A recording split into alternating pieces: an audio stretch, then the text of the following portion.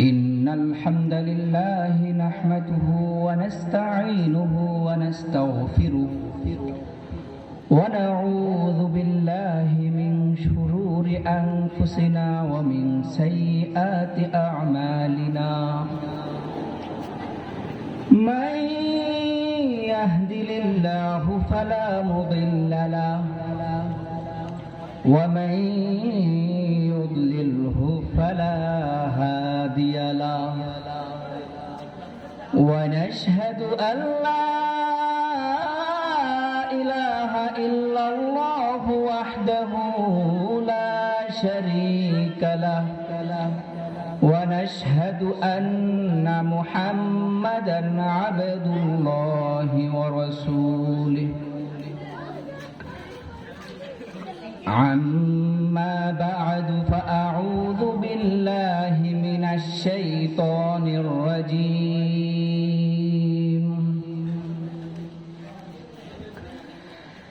بسم الله الرحمن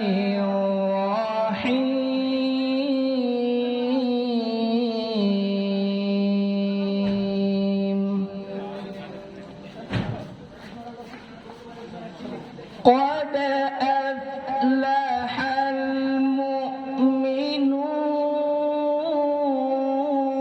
المؤمنون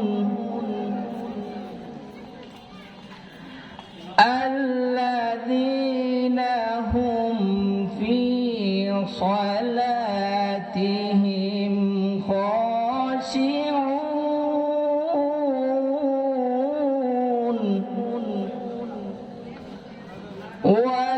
والذين هم عن اللغو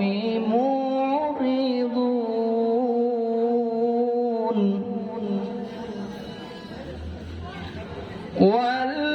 والذين هم للزكاة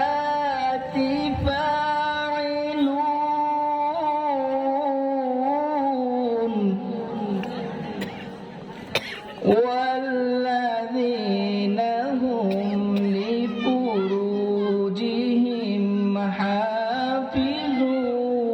حافظون وقال النبي صلى الله عليه وسلم إن لله تعالى 99 اسما من أحصاها دخل الجنة أو كما قال النبي صلى الله عليه وسلم من صمت نجا إن الله وملائكته يصلون على النبي يا أيها الذين آمنوا صلوا عليه وسلموا تسليما اللهم صل على مولانا محمد وعلى آل سيدنا مولانا محمد بلغ العلا بكماله كشف الدجى بجماله حصنت جميع خصاله صلوا عليه وآله নবী তুমি আছো হৃদয়ের মাঝে নবী তুমি আছো হৃদয় গহীনে নবী তুমি আছো শয়ন স্বপনে নবী তুমি আছো নবী তুমি আছো বালাগাল উলা বিকামালিহি কাশাফাত সুজা حصنت جميع خصاله صلوا عليه আলহামদুলিল্লাহ, আল্লাহর নিকট লাখো কোটি শুকরিয়া যে মহান আল্লাহ তাআলা চমৎকার একটি অধিবেশনে আমাদেরকে একত্রিত হওয়ার তৌফিক দান করেছে। আমরা শুকরিয়া আদায় করি মহান আল্লাহ তাআলার উপর, যে মহান আল্লাহ তাআলা আমাদেরকে মানুষ রূপে সৃষ্টি করেছেন। রাসূলুল্লাহ সাল্লাল্লাহু আলাইহি সাল্লামের প্রতি আমরা কৃতজ্ঞতা প্রকাশ করি যে রাসূলকে না বানালে এই দুনিয়ার সৃষ্টি হতো না। আমাদের শিক্ষকবৃন্দ যারা আছে তাদের প্রতি আমরা কৃতজ্ঞতা প্রকাশ করি, যারা আমাদেরকে অক্ষর জ্ঞান দেওয়ার মধ্য দিয়ে আছে আমরা সাজিয়ে কথা বলছি। সর্বোপরি আপনারা যারা উপস্থিত আছেন আপনাদের সবার উপর কৃতজ্ঞতা প্রকাশ করি, কারণ আপনারা যারা সামনে বসেছেন আপনারা আজকে যদি না বসতেন তাহলে এত সুন্দরভাবে আমাদের এই অধিবেশন সুন্দর হতো না। আজকে যুব সমাজ আলহামদুলিল্লাহ চমৎকার একটি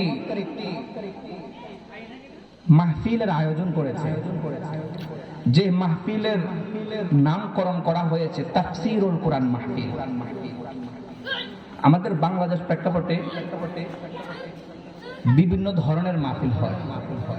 কোন মাহফিল হচ্ছে ওয়াজ মাহফিল, কোন মাহফিল ইসালে সওয়াব মাহফিল, কোন মাহফিল হচ্ছে যে সিরাতুন নবী মাহফিল, মিলাদুন নবী মাহফিল। সিরাতুন নবীর মধ্যে রাসূল সাল্লাল্লাহু আলাইহি ওয়াসাল্লাম সিরাত নিয়ে বর্ণনা করা হয়, মিলাদুন নবীর মধ্যে রাসূল সাল্লাল্লাহু আলাইহি ওয়াসাল্লাম মিলাদ নিয়ে আলোচনা করা হয়। অনেক জায়গায় কবরবাসীদের জন্য দোয়া ওয়াজ ও দোয়ার মাহফিল আয়োজন করে। তবে চমৎকার আলহামদুলিল্লাহ আমাদের এই যুব সমাজ তাফসীরুল কোরআন নামে এই মাহফিলের নামকরণ করেছে। তাফসীরুল কোরআন মানে কি? তাফসীর শব্দের অর্থ হচ্ছে ব্যাখ্যা করা, প্রশস্ত করা, আর কোরআন মানে হচ্ছে বুঝে নিত কোরআন, অর্থাৎ এই আল্লাহর কোরআনের নির্ধারিত কিছু আয়াতের ব্যাখ্যা করা, এটাকে তাফসীরুল কোরআন মাহফিল বলে। তো যেহেতু আজকে এই মাহফিলের নামকরণ করা হয়েছে তাফসীরুল কোরআন মাহফিল, সেজন্য মহান আল্লাহ তাআলার এই পবিত্র কোরআন থেকে 114টি সূরা থেকে গুরুত্বপূর্ণ একটি সূরা, যেই সূরাকে মহান আল্লাহ তাআলা আমাদের নামেই নামকরণ করেছে। আমাদের নাম কি? মুমিন। মহান আল্লাহ তাআলা পবিত্র কোরআনের মধ্যে কাফিরুন নামে কাফেরদের জন্য নামকরণ করা হয়েছে, মুনাফিকুন নামে সূরা নাযিল করেছেন। কিন্তু চমৎকার যে একটা সূরা, তার নাম হচ্ছে সূরাতুল মুমিনুন, সূরা মুমিনুন, যেটাকে আমরা বলি কোরআন শরীফের 18 নম্বর পারার প্রথম পেজ। আমি যে তেলাওয়াত করেছি এই সূরাটাকে সূরাতুল মুমিনুন বলা হয়। এটাকে কেন মুমিনুন বলা হয়? কারণ এই সূরার মধ্যে মহান আল্লাহ তাআলা মুমিন কারা, সফল মুমিন কারা তাদের ফাইন্ড আউট করেছে, তাদেরকে আলাদা করে তাদের গুণাবলীগুলো আল্লাহ তাআলা এই সূরার মধ্যে বলেছে। হযরত আয়েশা রাদিয়াল্লাহু তাআলা আনহার কাছে যখন সাহাবায়ে কেরাম গেলেন যে রাসূলুল্লাহ সাল্লাল্লাহু আলাইহি সাল্লামের কয়েকটা গুণাবলী আমাদেরকে একটু বলেন, তখন আয়েশা রাদিয়াল্লাহু তাআলা আনহা বললেন, এই যে قد أفلح المؤمنون الذين هم في صلاتهم خاشعون والذين هم عن اللغو معرضون। অর্থাৎ এই যে সূরা মুমিনের প্রথম যে আয়াতগুলো, এগুলোই হচ্ছে যে রাসূল সাল্লাল্লাহু আলাইহি সাল্লামের গুণাবলী। মহান আল্লাহ তাআলা এই সূরার মধ্যে বলা হচ্ছে এই সূরার প্রথম 10টা আয়াত যার আমলের মধ্যে গুণাবলীর মধ্যে চলে আসবে তাহলে সে জান্নাতি।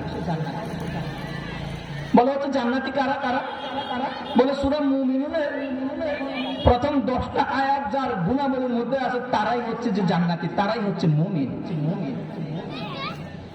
এই সূরা মুমিনুন যেটা আছে কোরআন শরীফের 18 নম্বর পারা 114 সূরার মধ্যে 23 নম্বর সূরা, যে সূরার মধ্যে আয়াত রয়েছে 118টি আয়াত, যে সূরাটি মক্কায় অবতীর্ণ, এবং যে সূরার মধ্যে 1840টা শব্দ রয়েছে। এই সূরার শানে নুজুল যদি আমি বলতে যাই, কখন নাজিল হয়? ইসলামের প্রাথমিক জামানায় যখন নতুন ভাবে সাহাবায়ে কেরাম ইসলাম গ্রহণ করছিলেন, যখন বেলাল হাবশির মতো সাহাবায়ে কেরাম ইসলামে আসার কারণে ওই কাফেররা তার মাথার মধ্যে রশি লাগিয়ে রাস্তার মধ্যে চেঁচাচ্ছিলেন, যখন সুমাইয়া রাদিয়াল্লাহু তাআলা আনহাকে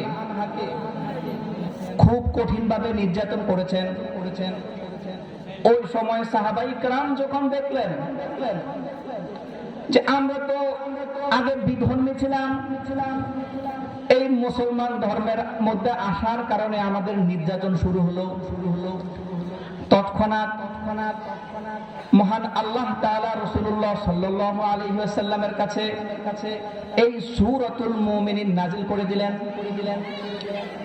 সূরাতুল মুমিনিনের মধ্যে মহান আল্লাহ তাআলা বলে, قد أفلح المؤمنون।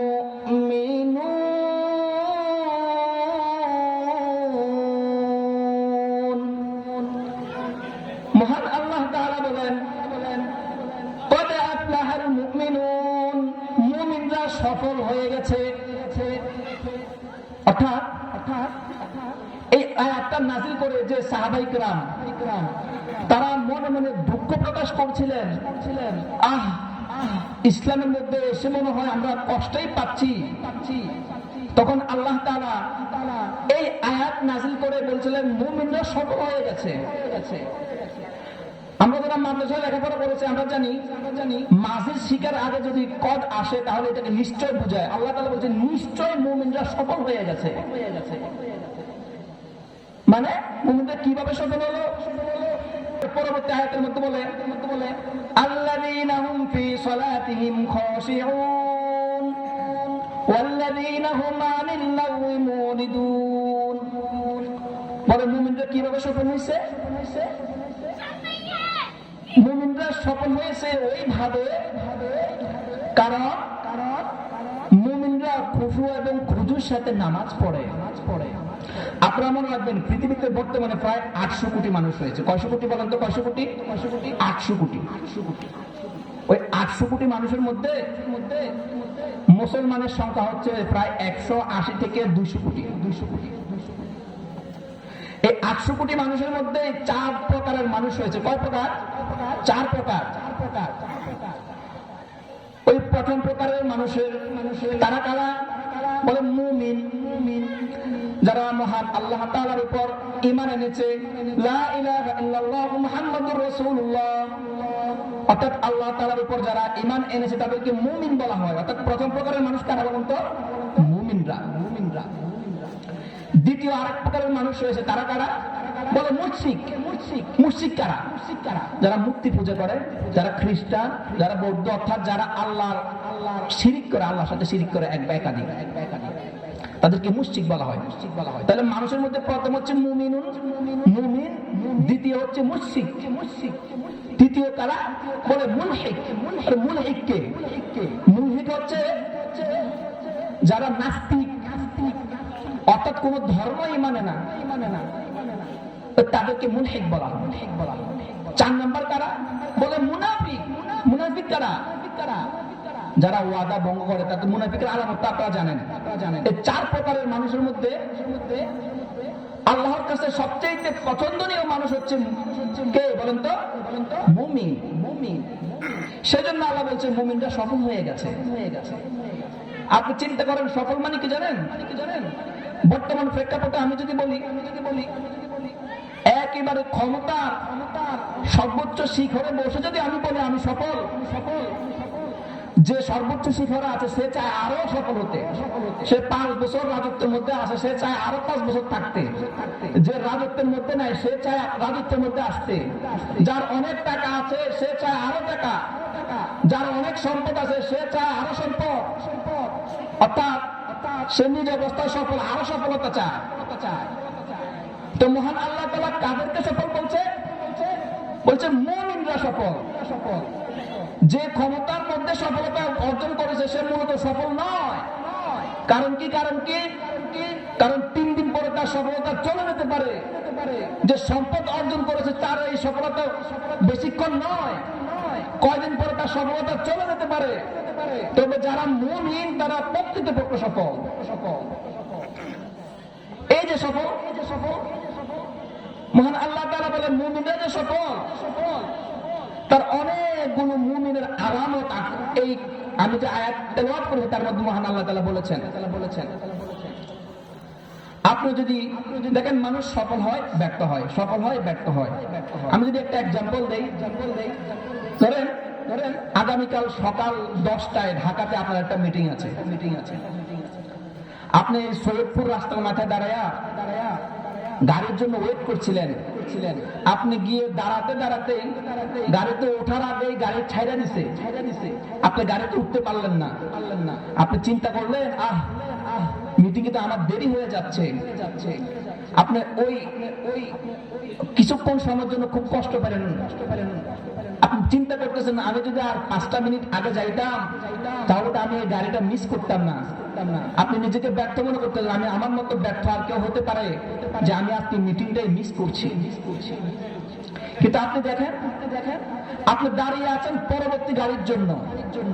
এমত অবস্থায় দেখতেছেন একটা অ্যাম্বুলেন্স আসতেছে, অ্যাম্বুলেন্সের মধ্যে মানুষ হাহাকার করতেছে। আপনি জিজ্ঞেস করতেছেন কি হলো, অ্যাম্বুলেন্সে কি হলো? তখন মানুষ বলতেছে যে এই যে কিছুক্ষণ আগে যে গাড়িটা অতিক্রম করেছে গেল না, ওই গাড়িটা অ্যাক্সিডেন্ট হয়ে গেছে, এখান থেকে অনেক মানুষ মারা গেছে, কিছু মানুষ আহত হয়েছে, তাদের খারাপ অবস্থা। তখন আপনি চিন্তা করতেছেন আমি যদি ওই গাড়ির মধ্যে উঠতাম তাহলে আমিও তো হয় অ্যাক্সিডেন্ট হয়ে মারা যেতে পারতাম। আপনি তখন বলতেছেন আলহামদুলিল্লাহ, আল্লাহ আমাকে বাঁচাইয়া দিছে, আমি সফল। আপনি চিন্তা করেন তো, এই তো 5 মিনিট আগে আপনি বলতেছেন আপনি ব্যর্থ কেন, আপনি গাড়ি মিস করছেন। আবার 5 মিনিট পরে আপনি বলতেছেন আপনি সফল কেন? কারণ এই গাড়িতে যারা উঠছিল তারা অ্যাক্সিডেন্ট করে মারা গেছে। তার মানে হচ্ছে সকালবেলা আপনি সুস্থ ছিলেন, বিকেলে আপনি স্ট্রোক করে ফেলেছেন। আপনি সকালবেলা আপনার সম্পদ ছিল, বিকালবেলা দেখেন আপনার সম্পদ কেউ বাজেয়াপ্ত করে ফেলেছে। তার মানে দুনিয়ার সফলতা ক্ষণস্থায়ী। সেজন্য মহান আল্লাহ তাআলা মুমিনদের সফল হয়ে গেছে সেটাই বলেছে। বলে মুমিনরা কিভাবে সফল হয়েছে? মুমিন কারা, কিভাবে সফল হয়েছে? বলে আল্লাযীনা হুম ফি সলাতিহিম খাশিউন। বলে তারাই হচ্ছে প্রকৃত মুমিন, যারা নামাজের মধ্যে খুশু এবং খুজু, অর্থাৎ খুশু খুজু বোঝেন? নামাজটা এমন ভাবে পড়া, মন দিল প্রাণ দিয়ে আল্লাহর কাছে রুজু হয়ে যাওয়া, আপনার সিজদা, আপনার রুকু, আপনার উঠা বসা সবকিছু ধীরস্থির ভাবে হওয়া, একনিষ্ঠ ভাবে হওয়া, এটাকে বলে খুজুর সহিত নামাজ পড়া। অর্থাৎ মুমিন কারা? যারা ধীরস্থির ভাবে খুব চমৎকার করে নামাজ পড়বে তারা হচ্ছে প্রকৃত মুমিন। মহান আল্লাহ তাআলা বলতেছে কি মুমিনরা কারা? যারা জান্নাতুল ফিরদাউসের অধিকারী, যারা জান্নাতুল ফিরদাউসের অংশীদারিত্ব, তারাই হচ্ছে মুমিন। আর যারা জান্নাতুল ফিরদাউসে যাবে তারাই হচ্ছে খুব ভালো করে নামাজ পড়বে। নামাজটা কেমন হবে জানেন? আপনি এমন ভাবে নামাজ পড়ছেন আপনার সামনে পিছনে ডানে পিছে কি হচ্ছে আপনি কিছুই বোঝার সুযোগ নাই। রাসূলুল্লাহ সাল্লাল্লাহু আলাইহি ওয়াসাল্লামের জামানায় যায়েদ ইবনে আমর রাদিয়াল্লাহু তাআলা আনহু তিনি তখন পর্যন্ত ইসলাম গ্রহণ করেন নাই। খুবাইব রাদিয়াল্লাহু তাআলা আনহু নামাজ পড়ছিলেন, তিনি ওই খুবাইব রাদিয়াল্লাহু তাআলা আনহুকে মারার জন্য এসে দাঁড়াইলেন। চিন্তা করছে ওই লোক মসজিদ থেকে বের হলে নামাজ পড়া শেষ করলে আমি তাকে হত্যা করে ফেলবো। কারণ যায়েদ ইবনে আমর তখন কাফের ছিলেন। খুবাইব এমন ভাবে নামাজ পড়া শুরু করলো, তার নামাজের মধ্যে কোনো ভয় নাই। আমরা যেরকম আমাদের রাজার সামনে, আমাদের এমপির সামনে, মন্ত্রীর সামনে দাঁড়াইলে আমরা যেমন ভয় পাই, তবে খুবাইব কোনো ভয় পাচ্ছে না। যায়েদ ইবনে আমর রাদিয়াল্লাহু তাআলা আনহু বসে দেখছেন এই কেমন নামাজ, এত চমৎকার করে তারা তার রবের কাছে বসতে পারে, দাঁড়াইতে পারে, সিজদা করতে পারে। যায়েদ ইবনে আমর রাদিয়াল্লাহু তাআলা তৎক্ষণাৎ সাথে সাথে রাসূল সাল্লাল্লাহু আলাইহি সাল্লামের কাছে চলে গেছে, ইয়া রাসূলুল্লাহ, এই কেমন নামাজ, এই কেমন আল্লাহকে ডাকার সিস্টেম। আমি তো আমার মালিকের সামনে গিয়ে ভয় পাই, আমার কপালের চামড়া বেড়ে যায়, কিন্তু এই কি নামাজ, কি চমৎকার করে আমি নামাজ পড়ছি, কি চমৎকার করে তারা নামাজ পড়ছে। রাসূল সাল্লাল্লাহু আলাইহি সাল্লামকে বলে, হে রাসূল, আপনি আমাকে কালিমা পড়াইয়া দেন, আমি মুসলিম হয়ে যাই। সুবহানাল্লাহ। যায়েদ ইবনে আমর তৎক্ষণাৎ মুসলমান হয়ে গেলেন। এবার চিন্তা করেন তাদের নামাজ কেমন ছিল। তো সেজন্য প্রকৃত মুমিন সে যার নামাজ ধীরস্থির, খুব চমৎকার সুন্দরভাবে হয়। দ্বিতীয় মুমিন কে? আল্লাযীনা হুম আনিল লাগwi মুরিদুন। মহান আল্লাহ তাআলা বলে, জান্নাতুল ফেরদাউসের অধিকারী হচ্ছে সে যে অনর্থক কথা বলে না, অনর্থক কাজ করে না। তাফসীরে ইবনে কাসিরের মধ্যে লেখা আছে অনর্থক কথা বলা বা অনর্থক কাজ করার মানে কি? আপনি এমন কাজ করছেন না যে কাজের মধ্যে দুনিয়ারও কোনো লাভ নাই, আখিরাতেরও কোনো লাভ নাই। অর্থাৎ আপনি চায়ের দোকানে গিয়ে বসে আছেন, এখানে কোনো দুনিয়ার লাভের জন্য আপনি বসে নাই। হ্যাঁ, আপনার যদি জরুরত থাকতো এক কাপ চা খেয়ে আপনি চলে আসতেন, তবে আপনি ঘন্টা ঘন্টা বসে আছেন। আপনি ফোন, ফেসবুকিং, গেমস যে পরিমাণে আপনি চালাচ্ছেন, যে সময় বের করছেন, অর্থাৎ সময় যে ব্যয় করা, অনর্থক সময় ব্যয় করা, অনর্থক কথা বলা, এটা মহান আল্লাহ তাআলা পছন্দ করে না।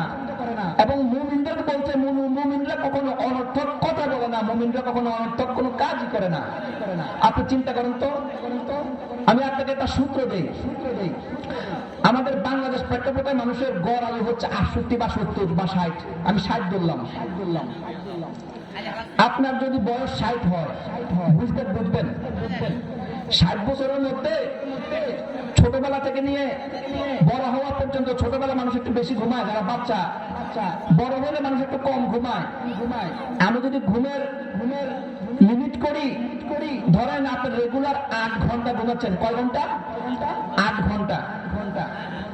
আপনি এবার চিন্তা করেন, আপনি 60 বছর যদি টানা 8 ঘন্টা রেগুলার ঘুমান, তাহলে তার মধ্যে 20 বছর হয়। কয় বছর? 60 বছরের মধ্যে যদি আপনি রেগুলার, আপনি সহজ কথায় 8 থেকে 8 দুগুণে 16, 3 কত? 24। তো আপনি 24 ঘন্টার মধ্যে যদি 8 ঘন্টা ঘুমান, তাহলে আপনার জীবনের 60 বছরের মধ্যে আপনি 20 বছর কি করছেন? ঘুমাইয়া কাটাই দিচ্ছেন।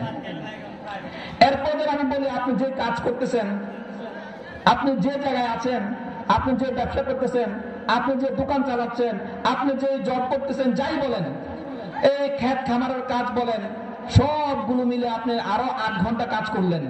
সকালে হোক বিকালে হোক, সব মিলে আপনি 8 ঘন্টা কাজ করলেন।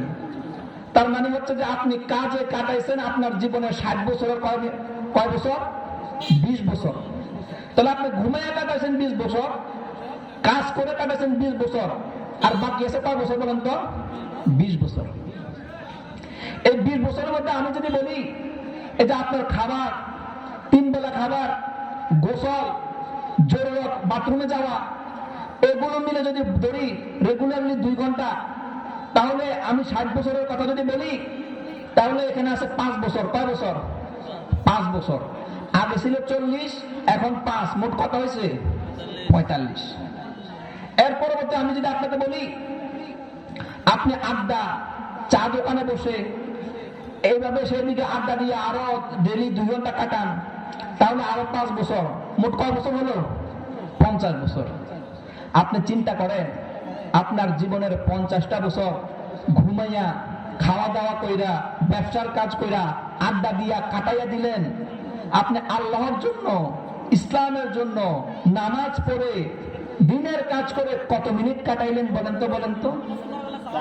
যখন যখন প্রশ্ন করা হবে আপনাকে আল্লাহ যে তুমি তোমার সময় কিভাবে কাটাইছো, যখন তুমি তোমার সময় কিভাবে কাটাইছো, ওই সময়গুলো হিসাবটা আমরা কিভাবে দিব বলেন? সেজন্য মহান আল্লাহ তাআলা যে বলে ওয়াল্লাযীনা হুম আনিল লাগwi মুরিদুন, অনর্থক কথাবার্তা অনর্থক কাজকর্ম করা যাবে না। মুমিনদের আলামত হচ্ছে তারা অনর্থক কথাবার্তা বলবে না।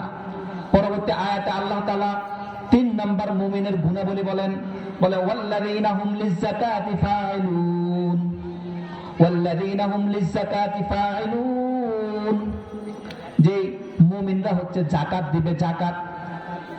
যাকাতের কথা বললে তো আমরা বুঝি, ওই রমজান মাস আসলে মনে হয় নির্ধারিত কিছু গরিব মানুষদেরকে চুজ করে ওদেরকে কিছু মনে হয় শাড়ি কাপড় দিয়ে দিলে মনে হয় আমার যাকাত আদায় হয়ে যায়।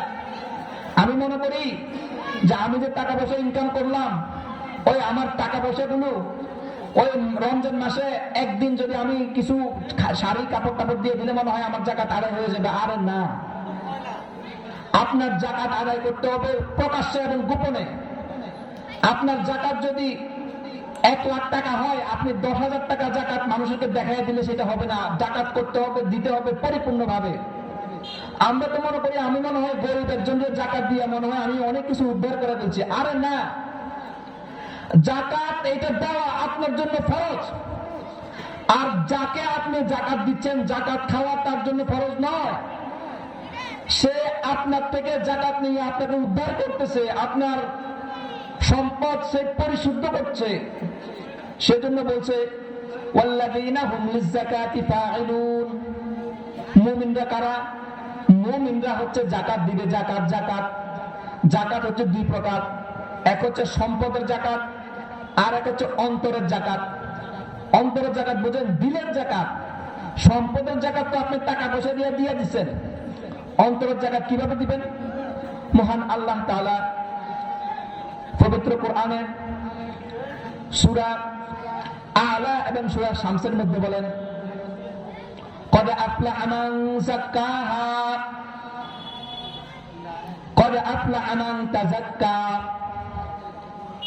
যে মুমিনরা তাদের অন্তরকে পরিশোধন করবে, পরিষ্কার করবে, পবিত্র করবে।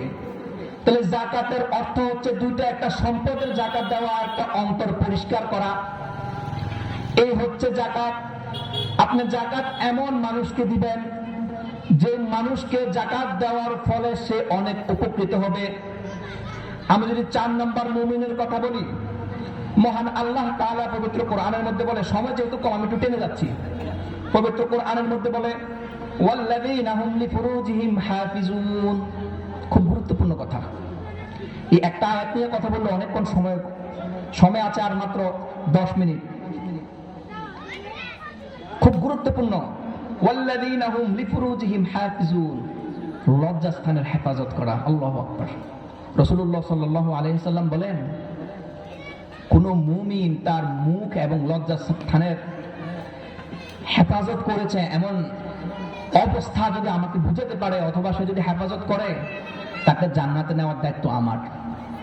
আপনি চিন্তা করেন তো, আপনার মুখ, আপনার অনর্থক কথাবার্তা, আপনার লজ্জাস্থানের হেফাজত কি আপনি করতে পারছেন? রাসূলুল্লাহ সাল্লাল্লাহু আলাইহি সাল্লামের কাছে এক লোক এসে বলল, হে রাসূল, আমি জিনা করতে চাই। রাসূল বলল, তুমি জিনা করতে চাও? তুমি কি জানো জিনা কি? তুমি কি তোমার মায়ের সাথে জিনা করতে পারবা? সে বলল, না। তুমি কি তোমার বোনের সাথে জিনা করতে পারবা? বলে, না। তুমি তোমার খুব কাছের মানুষদের সাথে জিনা করতে পারবা? বলে, না। বলে, তুমি যার সাথে জিনা করতে চাও সে তো কারো বোন, সে তো কারো মা, সে তো কারো স্ত্রী। তাহলে তুমি যার সাথে জিনা করতে চাও, তুমি তোমার মায়ের সাথে জিনা করতে যদি না পারো, তাহলে তুমি অন্যের মায়ের সাথে, অন্যের বোনের সাথে, অন্যের স্ত্রীর সাথে কিভাবে পারবা? তখন সে বলে, ইয়া রাসূলুল্লাহ, আমার তো চোখ খুলে গেছে, আমার তো চোখ খুলে গেছে। তো রাসূল সাল্লাল্লাহু আলাইহি ওয়াসাল্লামের শিক্ষাগুলো এমন যে লজ্জাস্থানের হেফাজত করা। বর্তমান আমি যদি বলি সোশ্যাল মিডিয়া মানুষকে এমন ভাবে ধ্বংস করে ফেলেছে, অভাব মেলামেশা মানুষকে এমন ভাবে ধ্বংস করে ফেলেছে, গ্রুপ স্টাডির নামে কলেজ ভার্সিটিতে স্টাডি করার মধ্য দিয়ে এমন ভাবে তাদের চরিত্র ধ্বংস হয়ে গেছে, লজ্জাস্থানের হেফাজত করা খুব কঠিন। সেজন্য মহান আল্লাহ তাআলা বলে, ওই যে জান্নাতুল ফেরদাউস তো সে যাবে, কে সে? বলে সে লজ্জাস্থানের, যে নাকি লজ্জাস্থানের হেফাজত করে আমাকে দেখাতে পারবে, সে জান্নাতুল ফেরদাউসে যাবে। সেজন্য সফল মুমিন হচ্ছে তারা যারা ওই জান্নাতুল ফেরদাউসে যেতে চায় এবং লজ্জাস্থানের হেফাজত করতে চায়। মহান আল্লাহ তাআলা পবিত্র আয়াতের মধ্যে বলেন, এর পরবর্তী আয়াতে বলে, ইল্লা আলা আজওয়াজিহিম আও মা মালাকাত আইমানুহুম ফাইন্নাহুম গায়রু মালুমিন। ইল্লা আলা আজওয়াজিহিম, তবে স্ত্রীর সাথে তোমরা একত্রিত হতে পারবা। ইল্লা আলা আজওয়াজিহিম আও মা মালাকাত আইমানুহুম, অথবা তোমাদের যে দাসী, আগের দিন সেটা ছিল, দাসীর সাথে তোমরা একত্রিত হতে পারবা। হ্যাঁ, এটার মধ্যে কোনো সমস্যা নাই। এর পরবর্তীতে মহান আল্লাহ তাআলা কি বলেন? ফামানি বিতাগা ওয়ারা যালিকা ফাউলাইকা হুমুল আদুন। নিজের স্ত্রী ছাড়া, দাসী ছাড়া, যাদেরকে আগের দিনে জায়েজ ছিল ওরা ছাড়া অন্যদেরকে যদি তুমি কামনা করো, তাহলে তোমরা সীমা লঙ্ঘনকারী, তোমরা মুমিনদের মধ্যে থাকতে পারবা না, তোমরা মুমিনদের মধ্যে নয়। সেজন্য যে বলা হচ্ছে লজ্জাস্থানের হেফাজত তো তারাই করবে যারা অন্যের বোনের দিকে, অন্যের মায়ের দিকে, অন্যের স্ত্রীর দিকে তাকাবে না। কথাকে বুঝাতে পারলাম? পরবর্তী আয়াতে মহান আল্লাহ তাআলা বলে, ওয়াল্লাযীনা হুম লিআমানাতিহিম ওয়া আহদিহিম রাউন। ওয়াল্লাযীনা হুম লিআমানাতিহিম ওয়া আহদিহিম রাউন। বলছে প্রকৃত মুমিন হচ্ছে সে যে আমানত ঠিক রাখবে এবং ওয়াদা ভঙ্গ করবে না। প্রকৃত মুমিন কারা? আমি বলতেছিলাম আয়াতের শুরুতে বলতেছিলাম, সূরার নামও হচ্ছে সূরা মুমিনুন। আয়াত মহান আল্লাহ তাআলা বলছে কদ আফলাহ আল মুমিনুন। কি বলছে? মুমিনরা সফল হয়ে গেছে। তো মুমিনরা কারা? ওই যে নাকি ওয়াদা ভঙ্গ করে না, যে নাকি আমানত নষ্ট করে না। বুখারী শরীফের মধ্যে আসছে যে বুখারী শরীফের লেখক ইমাম বুখারী রাহমাতুল্লাহি আলাইহি, তার দোকান ছিল, দোকানের মধ্যে সে অনেক রকমের জিনিস বিক্রি করত। তার দোকানে এমন একটা জিনিস ছিল সেটা খুব সুন্দর। এক লোক আয়েশা বলল, হে ইমাম, আপনার যে বস্তুটা, এই জিনিসটা আমি দেখলাম, এটা আমি কিনতে চাই, তবে আমি একটু কাজ আছে, আপনি এখন থাকেন, আমি একটু পরে আসতেছি, এটা আমি কিনবো। ওই লোকটা গিয়ে, সে আর খবর নাই। পরবর্তীতে ধরেন এই যে বস্তুটা, সেটা 5 দিরহাম বলছিল যে এটা কিনবে, এই লোক আর আসতেছে না। ইমাম বুখারী বসে আছে, লোক কই? পরবর্তীতে আরো অনেকজন আসছে যে তুমি যে মালদার নিয়ে বসে আছো, এটা আমি 10 দিরহাম দিলাম, দিমো, আমার কাছে বিক্রি করো। আরেকজন এসে বললো আমি 20 দিরহাম দিমো, আমাকে বিক্রি করো। ইমাম বুখারী বলতেছে, না না, একজন লোক তো আইসা আমার এটার দাম বলে গেছে, দেখে গেছে, আমি তার সাথে তার কাছে বিক্রি করবো সেটা বলি নাই, কিন্তু তার সম্পদটা পছন্দ হয়েছে, সেজন্য আমি ওই তার জন্য অপেক্ষা করতেছি। তার মানে ওই তার কথার কেমন আমানত, আবার চিন্তা করেন। তো সেজন্য বলা হচ্ছে যে মুমিনরা কখনো আমানত ভঙ্গ করবে না। আর ও আবার কথাটা বুঝেনি, ও আদা কোন প্রকারেই ভঙ্গ করা যাবে না। মহান আল্লাহ তাআলা যে পবিত্র কোরআনের মধ্যে বলেন, ওয়াল্লাযীনা হুম লিআমানাতিহিম ওয়া আহদিহিম রাউন। প্রকৃত মুমিন হচ্ছে তারা যারা আমানত ধ্বংস করবে না, যারা ওয়াদার খেলাপ করবে না।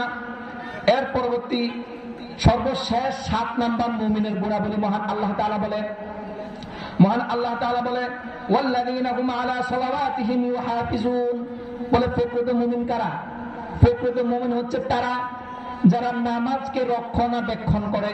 এখন প্রশ্ন, নামাজকে কিভাবে রক্ষণাবেক্ষণ করা যায়? নামাজ তো আমি পড়ি। বলা হচ্ছে নামাজকে এমন ভাবে রক্ষণাবেক্ষণ করা হয়, আপনি জোহরের নামাজ পড়ছেন, আসরের জন্য অপেক্ষা করবেন, আসরের নামাজ পড়ছেন, মাগরিবের জন্য অপেক্ষা করবেন, মাগরিব পড়ছেন, এশারের জন্য অপেক্ষা করবেন। ওইটাকে নামাজের রক্ষণাবেক্ষণ বলে না। আপনার সারা সপ্তাহ নামাজের কোনো কথাই নাই, চিন্তাও নাই, আপনি ওই শুক্রবারে আসছেন নামাজ পড়ার জন্য, আবারও দেখা যাচ্ছে সপ্তাহে একদিন আসছেন, মসজিদের মধ্যে আপনার অনেক বন্ধু বান্ধব আসছে, তাদের সাথে একটু গপ গুজর করে আপনার সময় শেষ করে ফেলছেন। এটাকে নামাজের আমানতদারি বলে না, নামাজকে রক্ষণাবেক্ষণ বলে না। নামাজের রক্ষণাবেক্ষণ কি জানেন? প্রকৃতভাবে পরিপূর্ণভাবে নামাজ পড়া, যাতে করে আপনার এক নামাজ পড়ে পরবর্তী নামাজের জন্য আপনি ওয়েট করে থাকেন, বসে থাকেন, কোনো কারণবশত যদি আপনার নামাজ ছুটে যায়, আপনি কষ্ট পান, আপনি ওই শুক্রবারের একদিনের নামাজের জন্য আপনি বসে থাকবেন না। এটাই হচ্ছে প্রকৃত মুমিন। আমরা তো এমন হয়, নামাজের আজান দিয়ে ফেলছে, আমাদের কোনো চিন্তাই নেই। বলা হচ্ছে মুমিনের চিন্তা কি জানেন? মুমিন আজানের পর ছটপট করতে থাকবে, কখন নামাজ পড়বে, কখন নামাজ পড়বে। আর কোনো কারণবশত যদি মুমিনের নামাজ ছুটে যায়, সে ক্রন্দন করা শুরু করে, তার ভিতরে হতাশা অবস্থান করে, সে খুব কষ্ট পায়। এটা হচ্ছে মুমিন, প্রকৃত মুমিনের আলামত। মহান আল্লাহ তাআলা যে মুমিনের আলামত গুলো সূরা মুমিনের মধ্যে বলেছেন, সেগুলো আমি আবার রিপিট করি। সর্বপ্রথম যেটা মুমিনের আলামত, যেহেতু আমরা মনে রাখতে পারি, বলছে আল্লাযীনা হুম ফি সালাতিহিম খাশিউন, নামাজ ধীরস্থিরভাবে খুশুখুশি সহিত পড়তে হবে। ওয়াল্লাযীনা হুম আনিল লাগwi মুরিদুন, অনর্থক কথাবার্তা বলা যাবে না। ওয়াল্লাযীনা হুম লিযাকাতি ফাইলুন, ঠিকমতো যাকাত দিতে হবে। ওয়াল্লাযীনা হুম লিফুরুজিহিম হাফিজুন, লজ্জাস্থানের হেফাজত করতে হবে। ওয়াল্লাযীনা হুম লিআমানাতিহিম ওয়া আহদিহিম রাউন, আমানত ঠিক রাখতে হবে, ওয়াদা ভঙ্গ করা যাবে না। ওয়াল্লাযীনা হুম আনিস সালাতি ওয়াল্লাযীনা হুম আলা সালাওয়াতিহিম ইউহাফিজুন, নামাজ রক্ষণাবেক্ষণ করতে হবে। এগুলো হচ্ছে প্রকৃত মুমিনের আলামত। প্রকৃত মুমিন তারাই। এবার শুনেন সর্বশেষ কথা, বলে প্রকৃত মুমিনরা কি হবে, কি হবে? মহান আল্লাহ তাআলা পবিত্র আয়াতের মধ্যে বলেন, উলাইকা হুমুল ওয়ারিসুন, তারাই হচ্ছে ওয়ারিস। ওয়ারিস মানে কি বুঝেন? আমরা বলি না সে আমার ওয়ারিস, সে আমার বংশধর। মহান আল্লাহ বলে উলাইকা হুমুল ওয়ারিসুন, তারাই হচ্ছে ওয়ারিস। কিসের ওয়ারিস? পরবর্তী আয়াতে মহান আল্লাহ তাআলা বলে আল্লাযীনা ইয়ারিসুনাল ফিরদাউস, তারা হচ্ছে জান্নাতুল ফিরদাউসের ওয়ারিস। আল্লাহু আকবার, আল্লাহু আকবার। বলে প্রকৃত মুমিন তো তারা, কারা? যারা জান্নাতুল ফিরদাউসের মধ্যে থাকবে। ওয়ারিস, আপনি চিন্তা করেন, আপনি আপনার বাবার থেকে যে অংশ পাইছেন, যে ওয়ারিস সূত্রে আপনি যে সম্পদ পাইছেন, এটা কখনো আপনার এই সম্পদ যদি আপনার বাবা থেকে পান, সেটা কেউ নিতে পারে না। কাগজপত্র থাকে, অনেক সিস্টেম থাকে।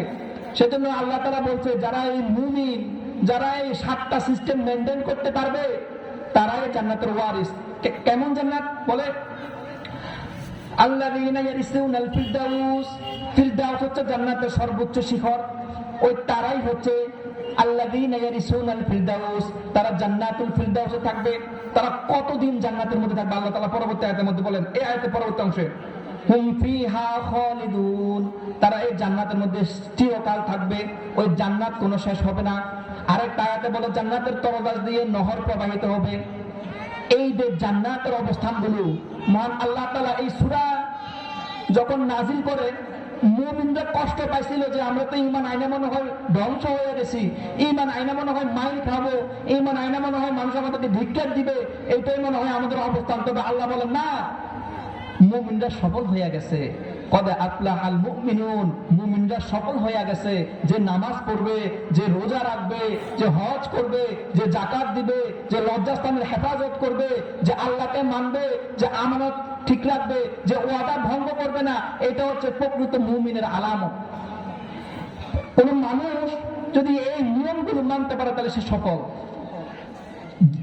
আজকের এই তাফসীরুল কোরআন মাহফিল যেহেতু নাম দিয়েছে তাফসীর, সেজন্য চেষ্টা করেছি সূরা মুমিনুনের 1 থেকে 7, 8, 9 নম্বর পর্যন্ত আপনাদের সাথে আলোচনা করার, যাতে করে এই তাফসীরগুলো বুঝে একজন মুমিন সে কি করতে পারে, এটা আপনারা যাতে বুঝতে পারেন। রাসূল সাল্লাল্লাহু আলাইহি ওয়াসাল্লামের গুণাবলী ছিল সেগুলো। রাসূল সাল্লাল্লাহু আলাইহি ওয়াসাল্লামের গুণাবলী যেটা আপনি জিজ্ঞেস করেন, রাসূল কি করছে? ওই রাসূল ঠিকমতো নামাজ পড়ছে, যাকাত দিছে, হজ করছে, মানুষের আমানত খেয়ানত করে নাই, লজ্জাস্থানের হেফাজত করছে। এগুলো রাসূলের কি কাজ। তো সেজন্য আল্লাহ তাআলা আমাদেরকে কবুল করুক। চমৎকার একটি সময় আমরা আসছি, এই চমৎকার একটি অবস্থান, যে কোরআন পৃথিবীর সূচনা লগ্ন থেকে কোরআনের কথা রয়েছে, 1400 বছর আগে রাসূল সাল্লাল্লাহু আলাইহি সাল্লামের কাছে এই কোরআন নাজিল হয়েছে, আজকের দিন পর্যন্ত এই কোরআন অক্ষত রয়েছে, আজকের দিন পর্যন্ত এই কোরআন আমাকে জান্নাতে নেওয়ার জন্য আল্লাহর কাছে সুপারিশ করবে। মহান আল্লাহ তাআলা এই কোরআন জান্নাতে আমাদেরকে পড়ে শোনাবেন সূরা রহমান। এই কোরআন আমাকে আমার কবরকে প্রশস্ত করে দিবে। এই কোরআন আমাকে জান্নাতে নেওয়ার জন্য জড়িয়ে হয়ে যাবে। এই কোরআন আমাকে জান্নাতে নেওয়ার জন্য আল্লাহর কাছে সুপারিশ করবে। আজকে এই কোরআন নিয়ে কথা বলা হচ্ছে। আল্লাহ তাআলা আমাদেরকে প্রকৃত মুমিনের যে গুণাবলী, আল্লাহ তাআলা আমাদেরকে প্রকৃত মুমিন কি কি কাজ করতে পারে সেগুলো মানার তৌফিক দান করে। আল্লাহ তাআলা আমাকে এবং আপনাদের সবাইকে যাতে করে প্রকৃত মুমিন হয়ে দুনিয়া ত্যাগ করতে পারি, এতে সেই তৌফিক দান করুক। আজকের জন্য আমি এখানে শেষ করছি। পরবর্তীতে আল্লাহ যদি কবুল করে আপনার সাথে পরবর্তী আরো কিছু কথা নিয়ে কথা বলবো। এই মুমিনের আলামত, এগুলো হচ্ছে প্রকৃত আলামত। আরো কিছু আলামত রয়েছে, ইনশাআল্লাহ আল্লাহ কবুল করলে পরবর্তীতে এগুলো নিয়ে আলোচনা হবে। ওমা তাওফীকি ইল্লা বিল্লাহ। আসসালামু আলাইকুম ওয়া রাহমাতুল্লাহি ওয়া বারাকাতুহু।